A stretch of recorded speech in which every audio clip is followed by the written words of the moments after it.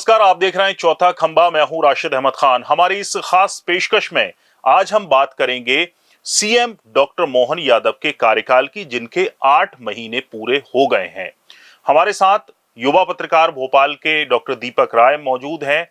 उनसे हम जानेंगे अलग अलग पैरामीटर पर ये पूरा कार्यकाल जो है 8 महीने का, क्योंकि 13 दिसंबर को सीएम मोहन यादव ने शपथ ली थी और अब 13 अगस्त हो गई है। तो ऐसे में जो 8 महीने का कार्यकाल है वो अलग अलग पैरामीटर पर कैसा रहा, निवेश का कैसा माहौल है मध्य प्रदेश में, क्योंकि लगातार निवेश पर सीएम डॉक्टर मोहन यादव का फोकस है। इसके अलावा और कौन से उनके बड़े निर्णय हैं जो शिवराज सिंह चौहान, जो कि 17 साल तक मुख्यमंत्री रहे, उनसे जो सीएम मोहन यादव हैं उनको अलग करती हैं। तो बहुत बहुत स्वागत है दीपक भाई आपका हमारे इस खास पेशकश में। दीपक जी, आपसे मैं यही जानना चाहता हूं कि ये जो 8 महीने का कार्यकाल है, इसको आप किस तरह से देखते हैं? देखिए राशिद जी, मैं बताना चाहूँगा कि ये 8 जो महीने हो रहे हैं जी। ये नई सरकार के लिए बड़े ही अलग तरीके से है। जी। लोग बताते हैं कि शिवराज सिंह चौहान जब पहली बार मुख्यमंत्री बने थे जी। तो उन्हें तो 3 साल लग गए थे बात करने के लिए, कि माहौल बनाने में, समझने में, क्योंकि वो जब आए थे तब कांग्रेस सरकार थी, उसके पहले वो आए तो माहौल समझ रहे थे, उस समय की परिस्थितियां भी अलग थी। लोग बताते हैं उस समय कि जब 3 साल रहे हैं तो 3 साल तक शिवराज सिंह चौहान अपनी बातों को उतने अच्छे से वाकपटु नहीं थे, बात कर नहीं सकते थे। लेकिन हमने देखा है कि जब अब 17 साल 18 साल तक मध्य प्रदेश में कुछ दिन अगर छोड़ दें तो भाजपा की सरकार रही है। कॉन्फिडेंस बढ़ा है भाजपा का मुख्यमंत्री के तौर पर जब मोहन यादव आए, क्योंकि मोहन यादव भी नए थे, 2 बार वो विधायक रहे, तीसरी बार में वो सीधे मुख्यमंत्री बन गए हैं। इसके पहले वो मंत्री भी रहे। लेकिन हमने देखा है कि जो शिवराज सिंह चौहान को 3 साल में जो समय लगा सीखने में, वो ये 3 महीने में ही सीख गए। और शुरू में मंत्रिमंडल विस्तार में भी काफी समय लगा। मुख्यमंत्री की शपथ हुई, उसके करीब 1 महीने बाद मंत्रिमंडल विस्तार हुआ। फिर परिस्थितियां बदली, लोकसभा चुनाव करीब थे तो लोकसभा चुनाव में काम के लिए मौका नहीं मिला, आचार संहिता लगी। और जब इन्होंने शपथ ली है उसके 2-2.5 महीने बाद ही आचार संहिता लग गई। तो उस समय मध्य प्रदेश के विकास की बात करें तो वो एक रुक गया, आचार संहिता में कुछ काम नहीं हो सकते।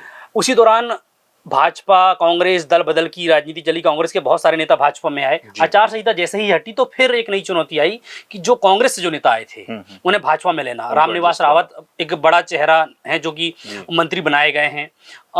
इसके बाद और भी नाम चल रहे थे, अब निगम मंडल रह गए हैं। लेकिन इस सब के बीच में हमने देखा था कि शिवराज सिंह चौहान को हमने अभी हाल ही के वर्ष में देखा है कि वो बहुत मेहनत करते थे, कि वो सुबह से लेके वो खुद कहते थे कि मैं 4 घंटे सोता हूँ। लेकिन लोगों को लगा कि मोहन यादव अब नए हैं तो पता नहीं कैसे काम कर पाएंगे। लेकिन हम देख रहे हैं लगातार कि वो बहनों से मिलने भी जाते हैं, एक दिन में 3-3 जिलों में उनके प्रोग्राम हैं। हमने चुनाव के समय ये भी देखा है कि उन्होंने तो कई बार हवाई यात्राएं जो हैं, हवाई यात्रा को छोड़कर, उनसे जुड़े अधिकारी हमसे बताते हैं कि उन्होंने कई बार कहा हवाई जानी है तो ठीक है, हमें कार से जाएंगे।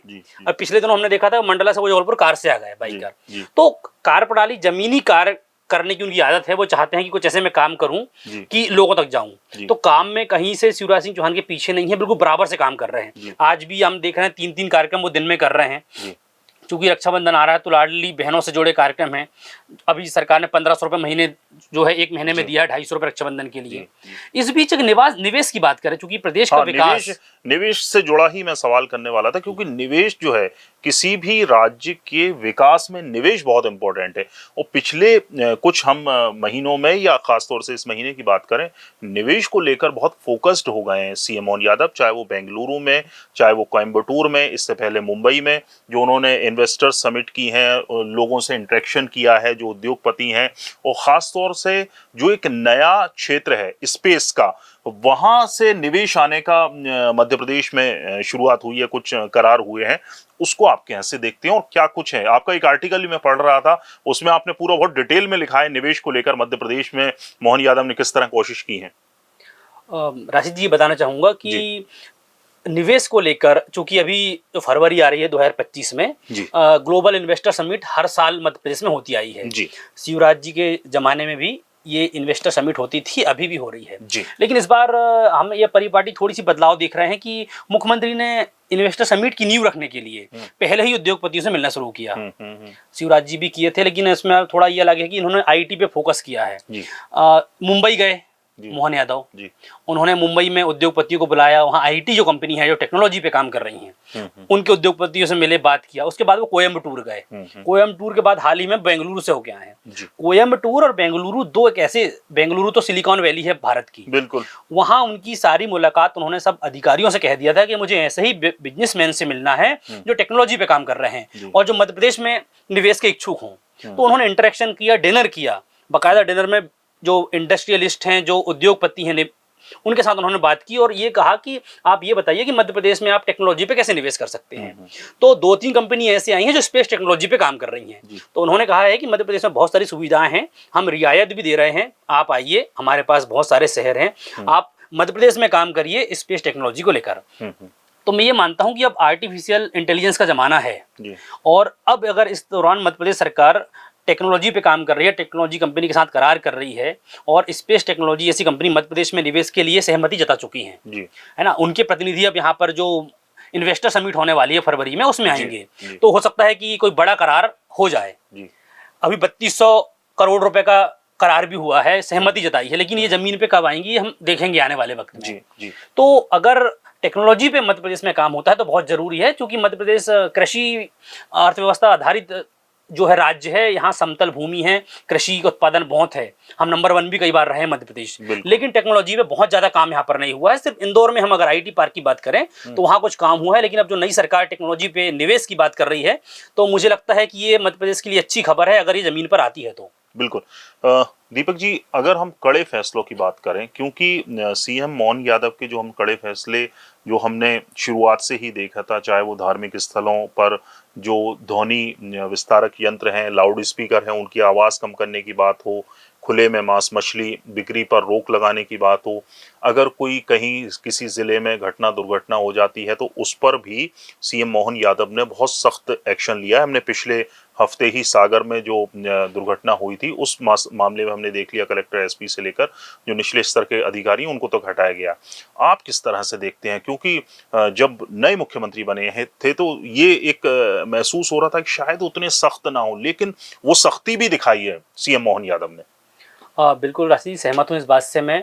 हमने बहुत सारे एग्जाम्पल देखे हैं, सागर वाला ताजा मामला देखा है, अभी एक सूची आई है जिसमें 17 जिलों के कलेक्टर एसपी भी बदले गए। जी जी जी।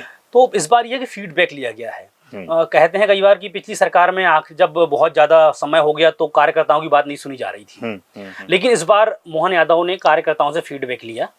उन्होंने ये देखा कि नए मुख्यमंत्री ने वहाँ पे स्थानीय जनप्रतिनिधियों से, कई कलेक्टर एसपी को सिर्फ इसलिए हटाया गया है कि वो वहाँ के जनप्रतिनिधियों को, कार्यकर्ताओं को, विधायक सांसदों को तवज्जो नहीं दे रहे थे, यानी कलेक्टर हैं या एसपी हैं तो उनकी बात नहीं सुन रहे थे। तो मुख्यमंत्री का ये कहना है कि जो जनप्रतिनिधि हैं, जिनका जनता से सीधा जुड़ाव है, उनकी बातों को तो अधिकारियों को मानना पड़ेगा। कई बार ये बात आती है कि अधिकारी जो है अपने तरीके से काम करते हैं और वो सरकार की नहीं सुनते। तो ये हमने बदलाव देखा। कुछ हमने रेवेन्यू डिपार्टमेंट में देखा है, एक बड़ा बदलाव है यहाँ पर साइबर तहसील जो इन्होंने लागू की है। साइबर तहसील में अब हम पहले रजिस्ट्री, किसी संपत्ति की भूमि रजिस्ट्री करवाने जाते थे, उसके बाद फिर हमें दोबारा आवेदन करके नामांतरण करवाना पड़ता था। लेकिन जब से मध्य प्रदेश के सभी जिलों में साइबर तहसील प्रणाली लागू हुई है, वहां हम रजिस्ट्रार के पास जाके रजिस्ट्री कराते हैं किसी प्रॉपर्टी की, ऑटोमेटिक वो सॉफ्टवेयर के थ्रू तहसीलदार तहसील ऑफिसर पहुंच जाता है और नामांतरण के लिए वहां आपत्ति का ऑप्शन है, तहसीलदार उसको ओके करता है, वो पटवारी के पास पहुंच जाता है। ये प्रयोग जो है टेक्नोलॉजी का साइबर तहसील का मध्य प्रदेश में पहली बार हमने देखा। दूसरा आपने बताया कि लाउड स्पीकर वाली बात, तो ये मीडिया में और अलग तरीके से जो ट्रायल किए गए वो अलग अलग बात थी। सरकार का हमेशा ये कहना रहा है कि जो सुप्रीम कोर्ट की गाइडलाइन थी हम उसको फॉलो करवाना चाहते हैं कि भाई ध्वनि प्रदूषण ना हो, है ना। गंदगी पे चूंकि सरकारें काम कर रही हैं, स्वच्छता पे हर कोई चाहते हैं स्वच्छ हो, तो वो गंदगी में मांस मदिरा की दुकानें ना बिकें, ये हमने देखा। एक पीएम वायुश्री जो सेवा अभियान शुरू की उन्होंने, कि छोटे छोटे शहरों को जोड़ने के लिए एयर कनेक्टिविटी के लिए, है ना, वो की। एयर एम्बुलेंस की एक शुरुआत है कि जो मरीज गंभीर हैं, अगर उन्हें कहीं भी देश के कोने किसी अस्पताल में ले जाना चाहें तो उसको लेके अच्छा काम किया है। ये शक्ति हमने देखी है और बहुत सारे काम करना बाकी हैं। अभी 8 महीने का समय हुआ है, अब हम और चीज़ें देखेंगे। अभी प्रभारी मंत्री बन रहे हैं प्रदेश में, 15 अगस्त आ रहा है, तिरंगा यात्राएं निकाली जा रही हैं। बिल्कुल बिल्कुल। दीपक जी, एक और पिछले कुछ अगर हम वक्त में देखें तो सीएम कितने सरल और सहज हैं, उससे वो बात पता चलती है कि कहीं वो लाठी घुमाते हुए दिखाई देते हैं। जैसे आज उन्होंने एक वीडियो शेयर किया था, उसमें वो झूला झूलते हुए झूल रहे थे और लोगों को मोटिवेट कर रहे थे कि हम अपने संस्कृति से जुड़ाव रखें, सावन के झूले हैं, सावन का महीना चल रहा है, सावन के झूलों का भी उन्होंने लुत्फ लिया। इसके अलावा वो लाडली बहनों से राखी बंधवाते हुए दिखे, लाडली बहनों के बीच भोजन करते हुए देखे। तो ये इसमें आप किस तरह से देखते हैं, क्योंकि ऐसा ही कुछ हमें मतलब इतने तो नहीं, लेकिन फिर सीएम शिवराज भी इस तरह से बहनों से घुलते मिलते थे, लेकिन ये थोड़े अलग हैं, लेकिन बहुत सरल और सहज हैं। देखिए, मैंने थोड़ा सा कुछ रिसर्च करी उनके परिवार के बारे में, देखा वो मजदूर परिवार से आते हैं। कहते हैं कि सीएम डॉक्टर मोहन यादव के पिताजी मजदूर थे, वो उस परिवेश से उठे हैं, उन्होंने जमीन से सब कुछ देखा है। दूसरी बात, वो बाल स्वयं सेवक रहे हैं राष्ट्रीय स्वयं सेवक संघ के, कि जो कि भाजपा का पैतृक संगठन माना जाता है। उसके थ्रू उन्होंने अपने जीवन को बढ़ाया है बचपन से। तो लाठी, शारीरिक क्रियाएं, राष्ट्रीय स्वयं सेवक संघ में एक शारीरिक प्रशिक्षण दिया जाता है, उसके तहत हमने बीच में, आपने देखा होगा वीडियो भी था कि वो सीधे छिपरा नदी में तैर गए, इस शोर से तैरे और शोर में निकल गए। उनके आसपास जो सुरक्षा कर्मी थे वो, उनके हाथ पैर फूल गए कि सीएम नदी में पहुंचे। सुरक्षा का सवाल चूंकि सीएम से जुड़ा रहता है, हमने देखा। तो उनका तैराक भी है वो। एक वीडियो आपने देखा होगा इसमें वो शीर्षासन और बहुत सारे अलग अलग आसन करते हुए देख रहे हैं। तो जब लोगों ने वीडियो में देखा कि यार ये मुख्यमंत्री हमारे देखो शीर्षासन भी कर लेते, तैराकी भी कर लेते हैं, वो तलवारबाजी भी करते हैं, एक वीडियो आया तलवारबाजी करना। तो ये कहीं ना कहीं राष्ट्रीय स्वयंसेवक संघ से जोड़ के जो प्रशिक्षण उन्होंने प्राप्त किया है, वहां पर ये शारीरिक गतिविधियां की जाती हैं। रही बात भांजियों को गोद में लेना, शिवराज सिंह चौहान जी को हम देखते थे वो गोदियों भांजियों से और बहनों से बहुत घुल मिल जाते थे।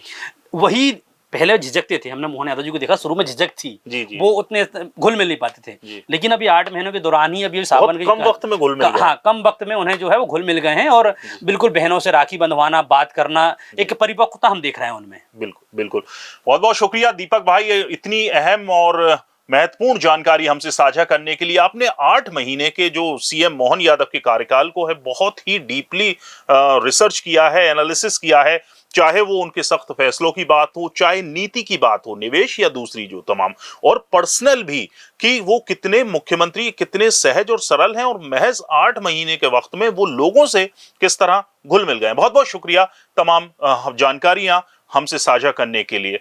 बहरहाल इस खास पेशकश में इतना ही, फिर मुलाकात होगी नए विषय के साथ, तब तक के लिए नमस्कार।